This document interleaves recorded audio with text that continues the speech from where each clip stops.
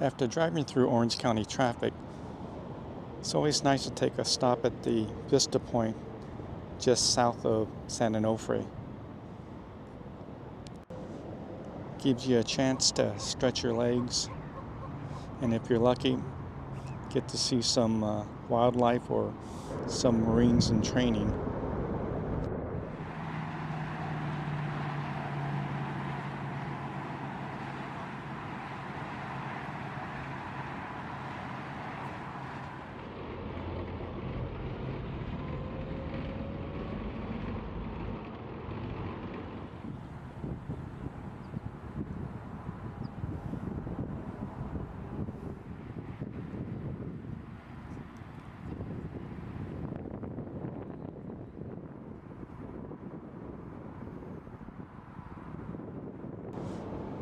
The Marines conduct a lot of training exercises out here, and you can actually see some of it from this Vista point.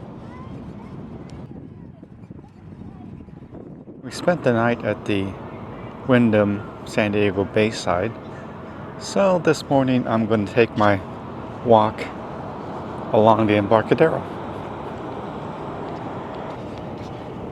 San Diego's really done a great job at improving their waterfront. A lot of nice new construction, new restaurants.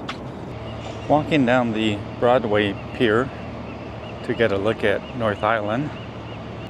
Parked at North Island this morning are 3 U.S. aircraft carriers: the USS Ronald Reagan, the USS Carl Vinson, and the USS Theodore Roosevelt.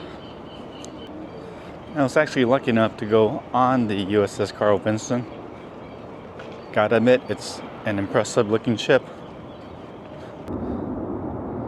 To the right, we can see the busy San Diego International Airport. And just before that, we have the United States Coast Guard Air Station, which houses a couple of Jayhawks. San Diego's really done a great job at improving their waterfront. Good job, San Diego. Normally, Pam and I stay at the Hilton Bayshore to the south of here, but they were pretty much booked because people thought the San Diego Padres were going to go deeper into the playoffs than they actually did. So we ended up at the Wyndham San Diego Bayside. Today we're going to visit the research submarine, the USS Dolphin, at the San Diego Maritime Museum.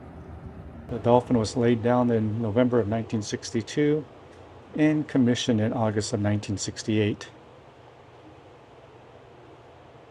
It was finally decommissioned in 2007, after which she was brought to San Diego as a museum ship.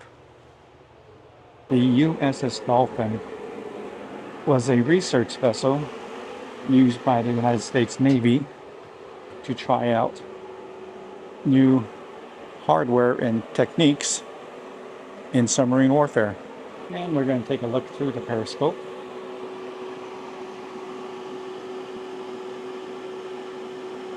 Got a nice view of the bay and the Coast Guard helicopter base. We're now going to sit in the helmsman position, which seems kind of cool. Checking out the aft section. The kitchen. And the mess hall. We're now entering the engine room. And that was the USS Dolphin. This is the PCF 816, a swift boat from the Vietnam War era. I was lucky enough to take a ride on this swift boat a couple years ago. The position was dropped in from the upper end. It slides down the barrel. It hits a firing pin at the bottom of the barrel and then automatically ejects back out. They needed to cover 1,200 miles of coastline. Eventually, A little over 100 of these swift boats went to Vietnam to do that patrol work. 10 of them were destroyed, while 4 of them were absolutely demolished. It was an awesome experience. There was a lot of activity going on this morning here in San Diego. There was a lot more security boats surrounding the aircraft carrier area as the USS Ronald Reagan was departing. We had Navy SEAL boats go by. We had a Navy Dolphin patrolling the area. So they had a lot of extra security around the departure of the nuclear aircraft carrier. We're at Cabrillo National Monument this morning. Gonna get my walk in over here. But what's the first thing I see? The USS Nimitz, a nuclear-powered aircraft carrier, has just entered the bay. It's passing North Island right now. Cabrillo National Monument is actually dedicated to one of the first Europeans to explore the west coast of the United States, Juan Rodriguez Cabrillo.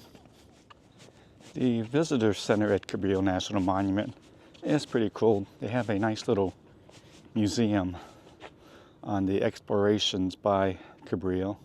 The monument actually has a great view of San Diego Bay. In fact, today I can see a Peruvian replenishment ship, a United States Coast Guard cutter, a Peruvian submarine.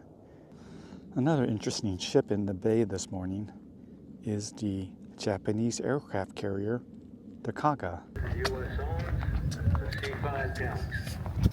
And that was kind of cool. A big C5M just flew by the point.